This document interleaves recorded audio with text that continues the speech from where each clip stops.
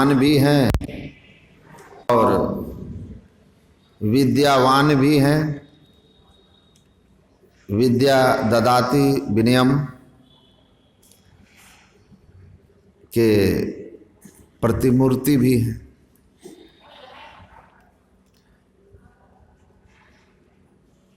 परम आदरणीय सत्संग प्रेमी महानुभाव, धर्मानुरागिनी माताओं एवं धर्मशीला बहनों,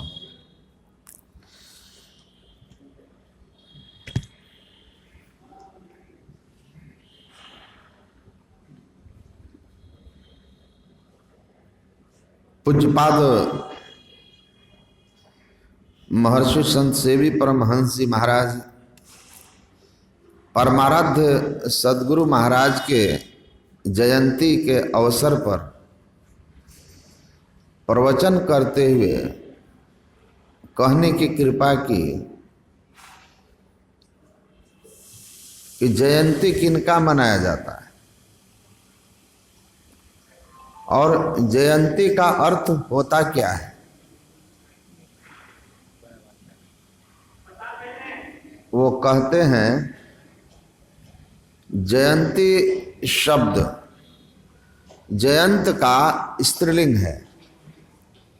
जयंत का अर्थ होता है जयी होना, विजयी होना।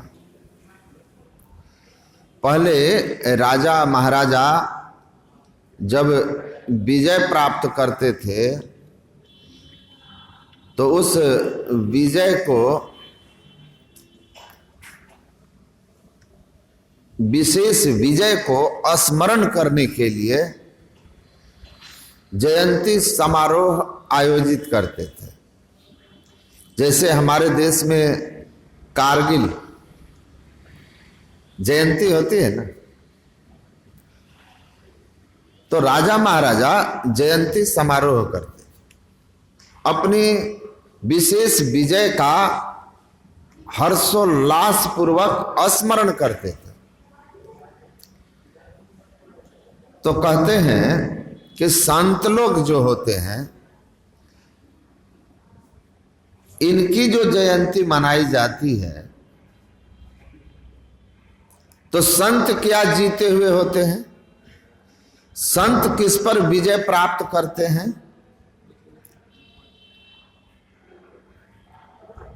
तो उन्होंने कहा कि संत जिस सट विकार के शिकार होकर संसार के लोग बार बार दुखी होते हैं, उस सट विकार को वो जीते होते। सट विकार जित अनघ अकामा, अचल अकिंचन सुचि सुख धामा। वे सट विकार को जीते, काम क्रोध लोभ मोह मद मात्सर्य इन सब को जीते हुए होते हैं। विकार का उन पर कोई प्रभाव नहीं होता। इसलिए संतों की जयंती मनाई जाती है। बाकी संसार के लोग तो अपना जन्मदिन मनाते। तो जयंती संत की इसलिए मनाई जाती है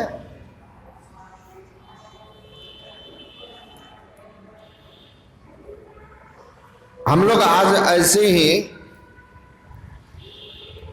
महापुरुष की जयंती मनाने के लिए आए हैं जिन्होंने अपने गुरु की कृपा से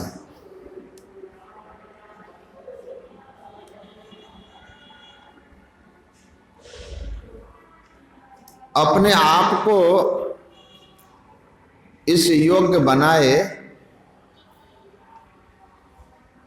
कि हम लोग उनका जयंती मनाते हुए अपने आप को सौभाग्यशाली समझते हैं।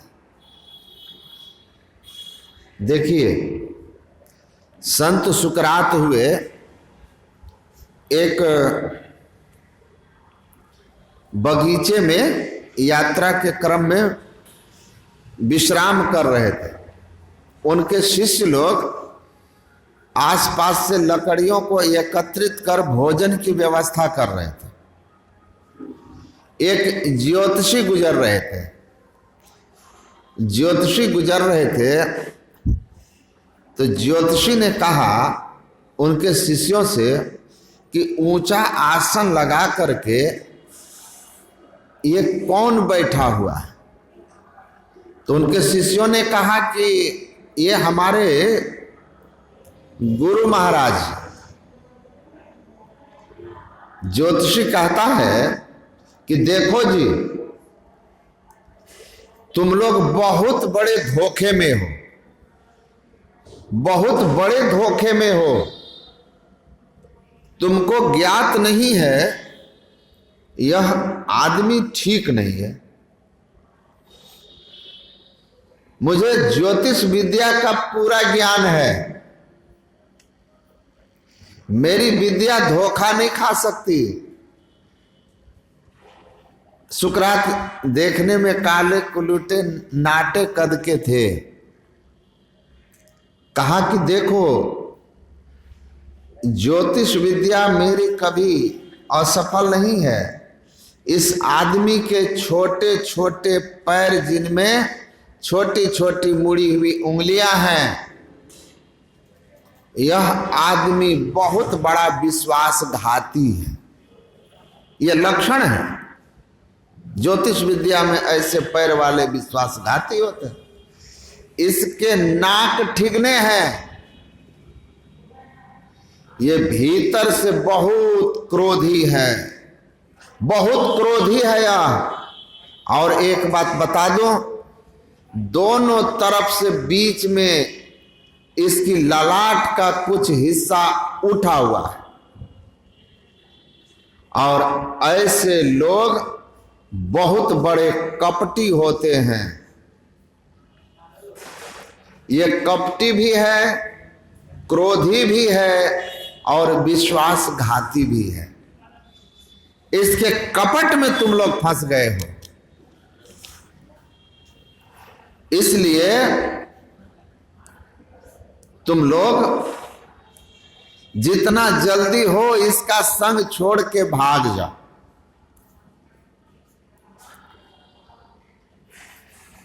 उनके शिष्यों ने सुना गुरु की इस तरह से निंदा, सब उस पर टूट पड़े मारने के लिए। सुकरात ने कहा, अरे क्या हुआ क्या हुआ। वो थोड़े दूर थे, उन तक आवाज नहीं जा रही थी। क्या हुआ, क्यों मारने लगे तुम लोग। दौड़ के सुकरात वहां पहुंचे, अपने शिष्यों को डांट करके उसको छुड़वाया और पूछा कि क्या बात है। कहा, गुरुदेव 10 साल आपकी सेवा में हो गया, किसी को 5 साल आपकी सेवा में हो गया, 2-4 दिन की सेवा, 2-4 महीने की सेवा में आदमी किसी के बारे में अगर हरदम संग रहता है तो उसके बारे में सब कुछ ज्ञात हो जाता है। 10 साल 15 साल आपकी सेवा में हम लोग बिता दिए, आपको हम लोगों ने कभी क्रोध करते नहीं देखा। आप लोग जानते होंगे कि उनकी पत्नी इतनी कर्कशा थी कि सुकरात लोगों से बैठकर बातचीत करते रहते थे तो उनके ऊपर उनको उल्टी सीधी बातें सबके सामने बोल दिया करती थी, लेकिन सुकरात मुस्कुराते रहते थे। एक दिन बोलते बोलते इतने गुस्से में आ गई कि सुकरात ने जब कोई जवाब नहीं दिया तो भरी बाल्टी ले जाकर उसके ऊपर उड़ेल दी। तो सुकरात हंसते हुए कहते हैं कि मैंने आज तक सुना था कि जो बादल गरजते हैं वो बरसते नहीं, आज गरजने वाला बादल तो हम पर बरस भी गया। मेरा सौभाग्य देखो, मेरा सौभाग्य देखो। तो ऐसे सहनशीलता जहां क्रोध का नामो निशान नहीं, नामो निशान नहीं।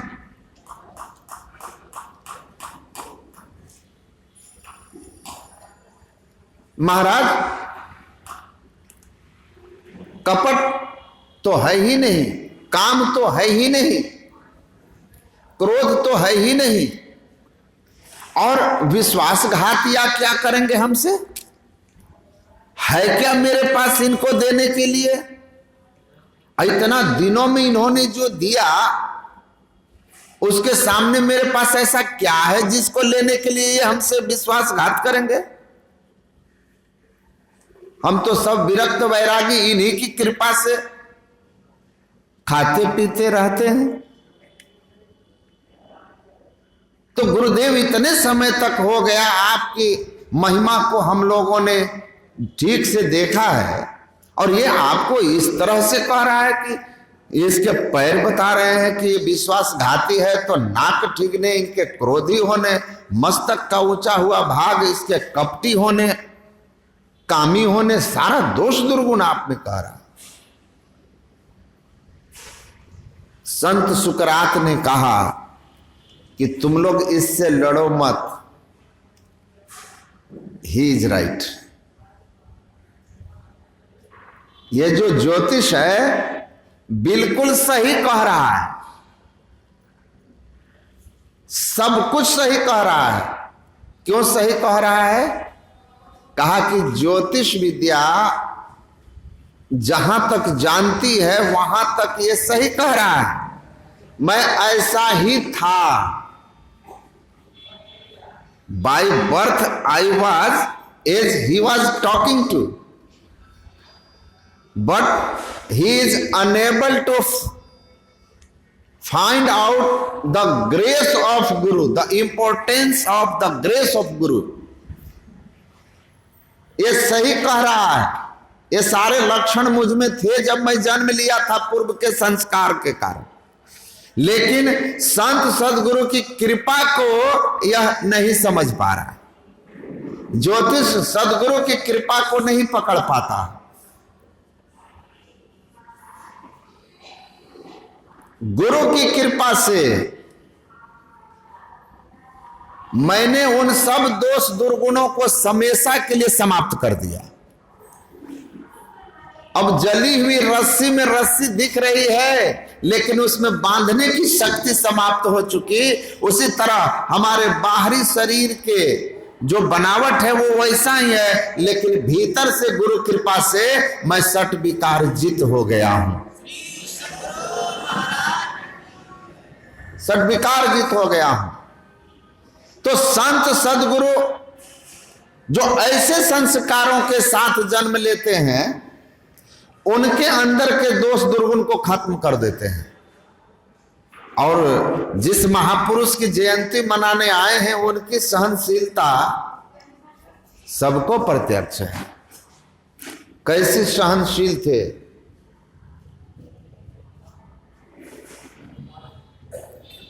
कई महात्मा, लाइट गई, तो सुकरात में ऐसे ऐसे पूर्व जन्म के लक्षण थे जो गुरु की कृपा से समाप्त हो गए। और पूज्यपाद महर्षि संत सेवी परमहंस जी महाराज जन्म जन्मांतर के ऊंचे संस्कार से ही आए थे, बड़े ऊंचे संस्कार, बड़े सहनशील। मैंने जो प्रसंग लिखा है ज्ञानप्रद कहानियां में, उसमें लिखा है कि मनिहारी आश्रम में जब गुरु महाराज रहते थे, तो नियम था कि रसोईया बिना स्नान किए प्रवेश नहीं करे, ना कोई प्रवेश करे। और उस समय पूज्यपाद गुरु महाराज को स्नान कराने के बाद स्नान करते थे। लेकिन एक दिन पूज्यपाद वर्तमान आचार्य महर्षि हरिनंदन परमहंस जी महाराज उस समय भंडारी थे, तो ये रसोई घर में गए। पूज्यपाद महर्षि संत सेवी परमहंस जी महाराज, गुरु महाराज स्नान किए नहीं थे, लेकिन उस दिन पूज्यपाद महर्षि संत सेवी परमहंस जी महाराज प्रातः में ही स्नान कर लिए थे। उधर से निकल के रसोई घर से आए, अब परमाराध्य गुरु महाराज उसी ओर जा रहे थे। रसोई घर से उनको निकलते देखकर गुरु महाराज उनको डांटना शुरू किया, आप नियम नहीं मानते, मैंने नियम बनाया, पवित्रता बहुत जरूरी है, रसोई घर सबसे जरूरी पवित्र रखने वाला स्थान है, मेरे आदेश का उल्लंघन कैसे कर दिए, नियम को कैसे तोड़ दिए, बिना नहाए कैसे चले गए। गुरु महाराज उनको डांटते रहे, ये चुपचाप सिर झुका करके सुनते रहे। जब गुरु महाराज शांत हो गए डांट फटकार करके, तब एकदम धीरे से बोले, हुजूर आज मैं प्रातः ही स्नान कर लिया। गुरु महाराज बोलते हैं तब ठीक है। बाद में तारीफ भी करते हैं कि सहनशीलता देखिए। पूज्यपाद कहते हैं कि देखिए दूसरा कोई शिष्य होता तो बीच में ही बात काट के कहता कि हल्ला मत कीजिए, हुजूर नहा लिए हैं। लेकिन जब तक गुरु महाराज बोलते रहे वो शांत भाव से सुनते रहे, और जब गुरु महाराज शांत हुए तब बड़ी शांति से बिना किसी तरह के भीतर आक्रोश के कहते हैं मैं स्नान प्रातः ही कर लिया।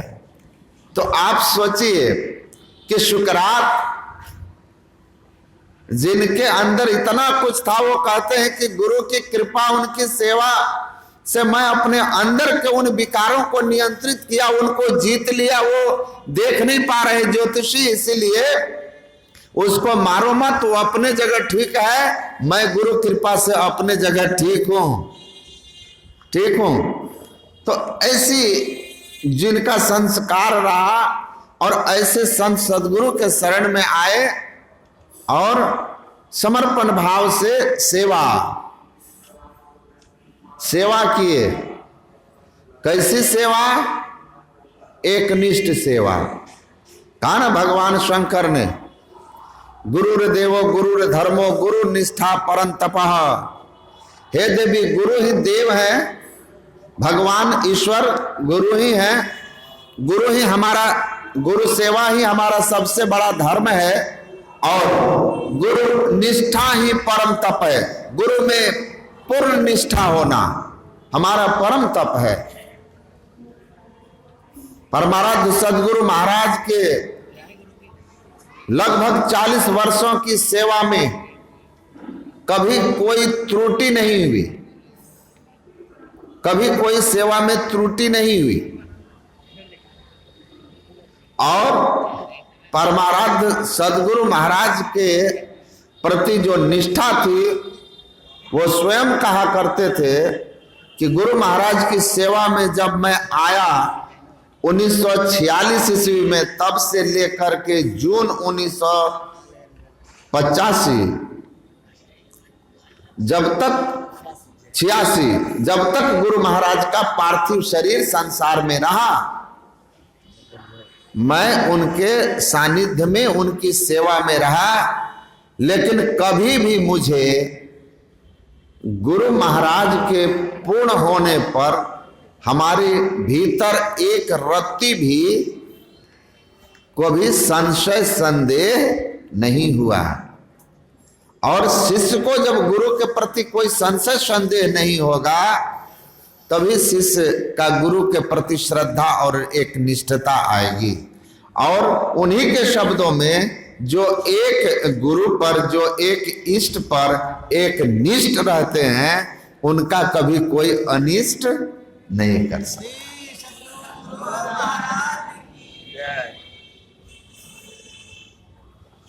तो गुरु कृपा शिष्य को महान बना देता है।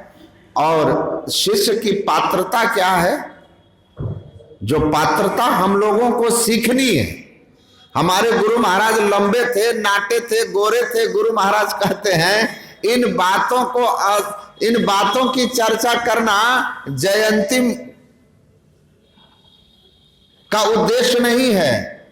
जयंती का उद्देश्य है उनके ज्ञान का, उनके आचरण का हम अपने जीवन में स्मरण करें और उतारने का प्रयत्न करें। उनका ज्ञान कैसा था, उनकी सेवा कैसी थी, उनका दिनचर्या कैसा था, उनका हम लोगों के लिए उपदेश क्या था। उनका उपदेश था कि आप दो बातें तो अच्छी तरह समझ लीजिए। कहा करते थे, संयम पर सवार मन रूपी अश्व के सहारे ही कोई मोक्ष रूपी शिखर पर पहुंच सकता है। कितना भी उत्तम भवन की नींव हो, लेकिन छत और दीवार के बिना वह किसी के लिए आश्रय स्थल नहीं बन सकता। नींव कितना भी मजबूत हो, अगर छत और दीवार ना हो तो आश्रय स्थल नहीं बन सकता। वैसे ही परमात्मा के सर्वव्यापी होते हुए भी सत्संग और सद्गुरु के बिना जीव को आश्रय नहीं मिल सकता। वह यत्र तत्र भटकता ही रहता है, दुखी होते रहता है। इसीलिए हमारे कल्याण के मार्ग का उपाय है कि आप सत्संग और सद्गुरु इन दोनों की शरणागति प्राप्त कीजिए। सत्संग कीजिएगा, सद्गुरु मिलेंगे। गुरु महाराज कहते हैं, करी सत्संग गुरु खोज करिए, चुनिए गुरु सच्चा, अब बिनु सतगुरु के सब ज्ञान पंथ कच्च ही कच्चा, कच्च ही कच्चा। तो सत्संग कीजिए, सदगुरु की खोज कीजिए। पाठ में भी हम लोगों ने सुना है सत्संग की महिमा, और सत्संग के प्रभाव से ही संसार में सबकी कीर्ति होती है। एक बड़े विद्वान आदमी से हमारी बात हो रही थी। विद्वान होना ज्ञानी होना नहीं है, ये तो आप पहली बात जान लीजिए। कभी कभी बहुत पढ़े लिखे लोगों में अहंकार भी आ जाता है, और गुरु महाराज कहते हैं अहंकार से सब कुछ विनिश है। विनम्रता सब कुछ देती है। विनम्रता वो पात्रता है जिससे आप सब कुछ प्राप्त कर लीजिएगा।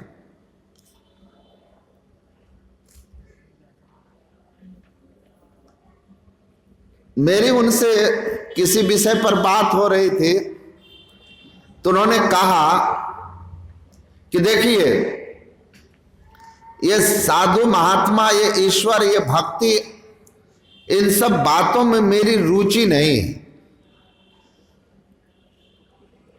मैंने कहा रुचि नहीं है तो इसमें हमारी क्या गलती है, ये आपकी तो नहीं। मैं इन सब चीजों को महत्व नहीं देता। महत्व किसको देते हैं? तो कहा महत्व क्या है? संसार है, पद हो, पैसा हो, प्रतिष्ठा हो। मैंने एक छोटा सा सवाल पूछा कि आप यह बताइए कि जब संत कबीर, संत रविदास, संत नाभादास, तुलसीदास, जब ये लोग थे, इनके समय में सबसे विद्वान आदमी कौन था और देश में कौन कौन लोग राजा थे? क्योंकि बहुत सारे राजा तब हुआ करते थे। तो कौन कौन राजा थे और कौन कौन अमीर आदमी थे, कौन कौन ऊंचे पद पर थे? दो चार का नाम गिनवा दो। तो चुप हो गए। बोले स्मरण है सबसे धनवान आदमी कौन था रविदास के समय? कौन कहां के राजा थे? कुछ स्मरण है? इतिहास में है कहीं? इनका नाम है, इन सब का नाम है और आदर के साथ नाम है। स्मरण रखिएगा। मैं भारत घूम लिया और गुरु महाराज की कृपा से स्वामी जी की तरह हमको भी विदेश जाने का मौका मिल गया। सिंगापुर में गया था सत्संग के ही कार्यक्रम में। तो मैंने देखा कि मुझे आज तक कहीं सरकार ने कोई बिड़ला चौक, बिड़ला मार्ग, टाटा की मूर्ति, मैं तो भागलपुर में भी नहीं देखा, कहीं पटना में भी नहीं देखा, दिल्ली में भी नहीं देखा, कहीं किसी की है। बड़े बड़े अमीर लोग हुए हैं, बड़ा नाम अपने समय में अंबानी जी का भी था, और अब आज उनके बेटे हैं, उधर गौतम अडानी हैं। लेकिन इस दुनिया से जाएंगे तो किसी चौराहे पर अडानी चौक तो आपको नहीं मिलेगा। वो अपने भले जो कर ले अपने संपत्ति के अंदर, लेकिन आपको बहुत कुछ मिलेगा। कबीर चौरा मिलेगा, कबीर चौराहा मिलेगा, मिलेगा कि नहीं, है या नहीं मिलेगा। बड़े बड़े रोड मिलेंगे, महर्षि में ही नगर, बदायूं में है, संतमत मार्ग कटिहार में है, महर्षि में ही नगर आपको मिलेगा। महर्षि संत सेवी आश्रम कलकत्ता में है, जमुई में है, बनते जाएगा ना, नवादा में,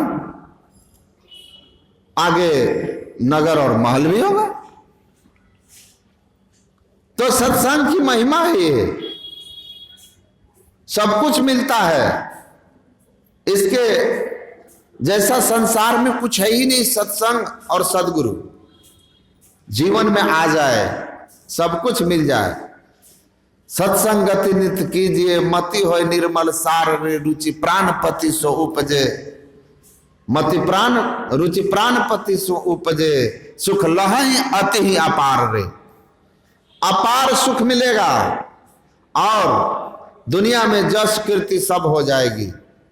इसलिए सत्संग लागी रहो रे भाई, नित प्रति सत्संग कर ले प्यारा, नित प्रति सत्संग कीजिए। मति की रति गति भूति भलाई, जब जही जतन जहां जही पाई, सो जानब सत्संग प्रभाव, लोक कहु वेदन आनु पाऊ।